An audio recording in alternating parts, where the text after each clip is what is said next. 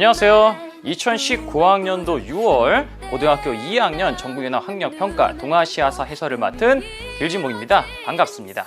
자, 여러분 오늘 하루 동안 긴 시간 동안 학평 시험 보느라 굉장히 수고 많았습니다. 시험 어떻게 보셨나요? 여러분들이 많은 학생들이 느꼈을 심정을 대사로 표현한다면 이렇지 않을까 싶습니다. 누구인가? 누가 1등급 소리를 내었는가? 내 점수는 왜 이 모양인가? 라고 많은 학생들이 느끼지 않았을까라고 생각이 드는데요.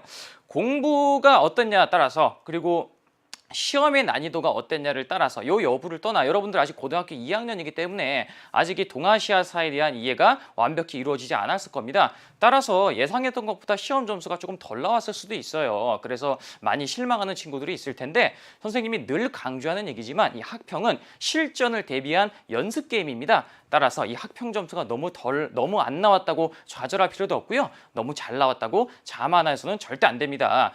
이 시험을 통해서 나의 약점을 점검하고 이것을 통해서 나중에 실전에서 아주 좋은 결과를 이끌어낼 수 있는 그런 수단으로 활용한다면 충분합니다. 이 강의를 듣는 여러분들은 그런 마음가짐으로 분명히 클릭을 했을 테니까 선생님이 더 이상 걱정하지 않아도 될 것 같아요.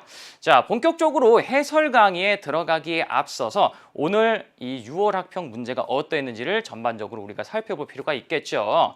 자, 전반적인 난이도를 얘기하자면 고등학교 2학년 시험이기 때문에 난이도 수준이 그렇게 높지 않았다, 평이한 수준이었다라고 말씀을 드릴 수가 있습니다. 다만 강조하고 싶은 거는 군데군데 지뢰가 있어서 잘못 밟으면 빵 폭발할 수도 있는 그런 문제들이 몇 개가 있었다라고 말씀을 드리고 싶어요. 결국은 이 지뢰를 어떻게 피해가느냐가 고득점으로 또 1등급으로 갈 수 있는 지름길을 만드는 중요한 요소라고 할 수 있겠죠. 자, 그러면 이번 시험이 전반적으로 어떤 주제들로 출제가 되었는지 또 어떤 문제들이 나왔는지를 우리가 살펴볼 필요가 있겠죠. 자, 이번 6월 학평은요, 출제 범위가 굉장히 좁습니다. 전체 동아시아사 5개 단원 중에서 2단원까지밖에 시험 범위가 되지 않아요. 여러분들이 학교에서 내신 시험 준비하면서 이제 학교 수업을 들을 때 학교 진도에 발맞춰서 역시 이번 학평도 출제가 됐기 때문에 시험 범위 자체는 굉장히 좁습니다. 하지만 시험 범위가 좁다고 문제가 쉬워지는 게 아니라는 거 여러분들 잘 알고 계실 거예요. 오히려 시험 범위가 너무 좁으면 문제가 조금 더 짜잘짜잘한 부분에서 나올 수 있기 때문에 더 문제 풀면서 헷갈리는 그런 요인이 될 수도 있었죠. 자, 주로 이제 1단원, 2단원 중에서 어느 파트에서 문제가 많이 나왔느냐? 단원별 먼저 어떤 문제들이 나왔는지 문제별 주제와 단원 문제 분포도를 살펴보면요.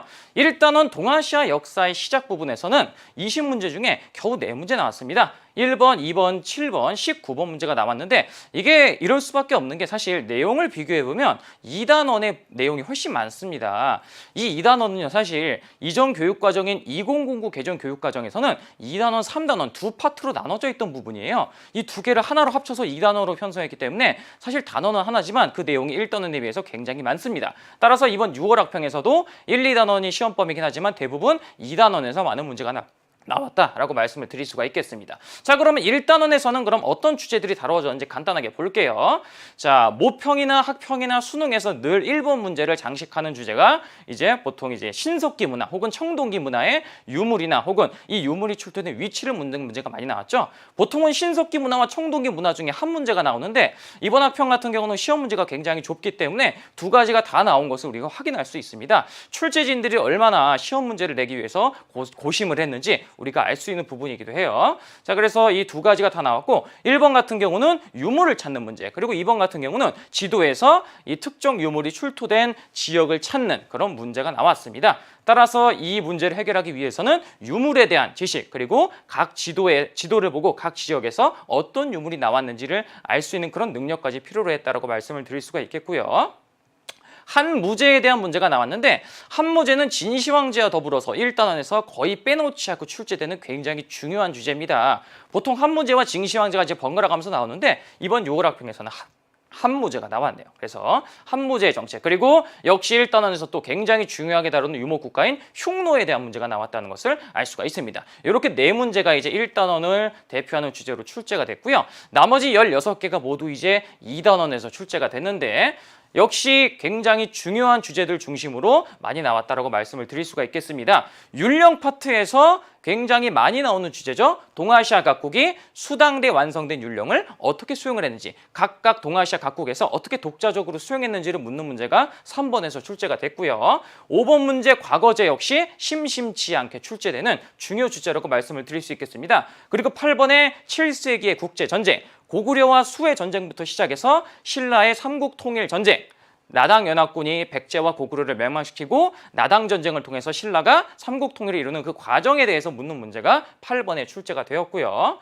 자, 그리고 11번 같은 경우는 7세기에서 9세기에 활약한 국제인이라고 되어 있는데 결국은 이게 당나라 때 활동한 국제인이 누구냐를 묻는 문제였습니다. 그래서 이 시기에 어느 사람들이 활동을 했는지를 명확하게 알 수 있어야 풀 수 있는 문제였다라고 말씀을 드릴 수가 있겠고요. 인구 이동 파트에서도 이제 중요한 주제들이 나왔는데 5호의 남하가 중국에 끼친 영향, 그리고 도웨이. 이 5호의 남하와 도웨이는 인구 이동 부분에서 굉장히 자주 출제되는 중요 주제인데 두 가지가 모두 나왔습니다. 역시 시험 범위가 좁기 때문에 같은 주제에서 여러 문제들이 나왔다라는 것, 같은 범주에서 여러 문제가 나왔다는 것을 또 우리가 알 수가 있고요. 불교의 토착과 같은 경우도 동아시아 불교 특징과 관련해서 호국 불교와 더불어서 이 불교 파트에서 굉장히 자주 출제되는 주제입니다. 역시 이번 학평에서도 나왔다는 것을 알 수가 있겠고요. 그리고 역시 이 2단원의 사상 파트에서 절대 빼놓을 수 없는 이 성리학이 또 나왔다라는 것도 역시 알 수가 있겠죠. 그래서 시험 범위가 좁았기 때문에 중요한 주제라고 말할 수 있는 것들이 대부분 다 출제가 되었다. 이렇게 말씀을 드릴 수가 있겠어요. 이 20개의 문제들을요, 유형별로 분석을 해보겠습니다. 크게 5가지 유형으로 파악을 할 수가 있어요. 유물을 찾는 문제, 늘 빼놓지 않고 나오는 1번으로 출제되는 거죠. 이 유물 찾기를 해결하기 위해서 교과서에 제시된 여러 가지 유물들의 사진들을 명확하게 파악할 필요가 있다는 것을 선생님이 다시 한번 강조해드리고 싶습니다. 그리고 지도를 분석해서 푸는 문제가 이제 3문제가 나왔죠. 교과서에 나와 있는 지도들을 열심히 보고 이 지도가 어떤 나라들을 나타내고 있는지를 알고 있어야지, 또 혹은 어떤 유물들이 어느 지역에서 출토되는지를 알고 있어야 풀 수 있는 지도 분석 문제가 나왔고요. 특히 많은 학생들이 굉장히 어려워하는 유형인 시기 추론 문제가 5문제가 나왔습니다. 따라서 전반적으로 난이도는 평이했다고 할 수 있지만 그중에서도 킬러 문항이 몇 가지가 숨어 있다고 얘기할 수 있는 게 특히 이 시기 추론 유형 문항에서 그런 킬러 문항들이 숨어 있었다라고 말씀을 드릴 수가 있어요. 굉장히 많은 학생들이 이 부분을 어려워하는데 시기가 어떻게 시기별로 어떤 특징들이 드러나는지를 명확히 파악하고 있어야지 이런 문제들을 해결할 수 있다고 말씀을 드릴 수 있겠습니다. 특히 정근대 부분은요, 세기별로 각각 어떤 나라들이 번성을 했고 주요 사건들이 몇 세기에 발생했는지를 여러분들이 알고 있어야지 이런 어려운 문제를 슬기롭게 풀 수 있다는 거 선생님이 수업에서도 강조했지만 여기서도 다시 한번 강조해드리고 싶습니다. 그리고 여러 가지 파편적인 내용들을 바탕으로 해서 그것들을 모두 아우를 수 있는 주제가 무엇이냐를 파악하는 주제 파악 문제 역시 5문항이 출제가 됐습니다. 이 주제 파악 문제는 우리가 앞서 얘기했던 시기 추론 문제에 비해서는 난이도가 조금 낮은 유형이다라고 말할 수 있는데 그렇다고 해서 너무 방심해서는 안 되겠죠. 자, 주제 파악 문제 5문장이 나왔고, 그리고 동아시아사에서 가장 많이 나오는 유형 중에 하나라고 할 수 있는 대상을 설명하고 이 대상에 대해서 옳은 설명을 고르라고 하는 문제가 6문제, 가장 많은 부분을 차지했다고 볼 수 있겠죠. 뭐 인물이든 국가든 제도든 사상이든 간에 어떤 소스를 주고 이것에 대해서 옳은 설명을 골라라라는 굉장히 일반적인 유형이라고 할 수 있겠습니다. 따라서 이번 6월 학평에서도 가장 많은 비중을 차지하는 유형이다라고 말씀을 드릴 수가 있겠어요. 자, 이러한 문제들 중에서도 역시 앞에서 말씀드렸다시피 이 시기 추론 문제에서 킬러 문항이 많이 나오기 때문에 여러분들에게 동아시아 전반적인 그런 시기, 그리고 특히 중요 사건이나 주요 국가들이 존재했던 혹은 발생했던 이 시기를 명확히 파악할 필요가 있다라고 선생님이 다시 한번 강조를 해드리고 싶습니다. 자, 이번 학평을 통해서 수능이나 내신을 대비하기 위해서 어떻게 공부를 해야 되느냐라고 선생님이 이야기를 한다면요, 이런 4가지 요소들을 말씀을 드리고 싶어요. 먼저 교과서에 제시된 유물이나 지도를 명확하게 파악을 해야 됩니다. 사실 이 학평은요, 수능 특강이나 수능 개념과 같은 교재보다는 교과서를 중심으로 많이 출제가 됩니다. 그리고 학교 내신 시험도 마찬가지죠. 결국은 교과서에 나와 있는 여러 시각 자료들, 설명뿐만 아니라 여러 시각 자료들을 빼놓지 말고 여러분들이 낱낱이 파헤칠 필요가 있다는 것을 강조를 해드리고 싶고요. 앞에서도 선생님이 여러 번 강조했지만 역시 시기별 주요 사건과 활동 인물, 그리고 특정 국가들이 어느 시기에 존재했는지를 세기별로 나누어서 파악하는 것이 굉장히 중요하다라고 말씀드리고 싶습니다. 근현대 파트로 넘어가면 연도를 암기하는 작업도 좀 필요하겠고요. 우리가 이제 여기서 다룰 부분은 전근대 시기이기 때문에 세기별로 100년 단위로 끊어서 주요 사건, 인물, 그리고 국가들이 존재했던 혹은 발생했던 시기를 파악하는 거 다시 한번 강조를 해드리고 싶고요. 특정 국가나 인물과 사상과 관련된 키워드들, 이 키워드를 파악하고 있어야 옳은 설명을 골라라고 할 때 어렵지 않게 답을 골라낼 수 있다는 부분도 역시 선생님이 강조를 해드리고 싶고, 어떤 주제들, 예를 들면 뭐 불교의 토착화라고 했을 때 이 불교의 토착화를 보여줄 수 있는 여러 가지 사례들, 혹은 호국불교라고 했을 때 이 호국불교를 보여줄 수 있는 여러 사례들, 이런 주요 주제들의 대표적인 사례들도 여러분들이 광범위하게 알고 있어야 된다라는 것도 다시 한번 강조를 해드리고 싶습니다. 이런 부분들을 중점적으로 여러분들이 공부를 한다면 학평이든 그리고 내신이든 나아가서 모평이나 수능까지도 여러분들 얼마든지 정복을 할 수 있을 거라고 생각을 합니다. 이 동아시아사라는 과목이요, 겉으로 보기엔 좀 어려워 보이지만 사실 문제 낼 수 있는 소스가 굉장히 한정이 돼 있거든요. 결국은 나온 문제가 또 나오고 나온 주제가 또 나오게 되어 있습니다. 겉으로 나타나는 디자인의 차이가 있을 뿐이죠. 그래서 여러분들이 기초를 탄탄하게 다지고 있다면 얼마든지 고득점의 길로 나아갈 수 있다는 것을 강조를 해드리고 싶네요.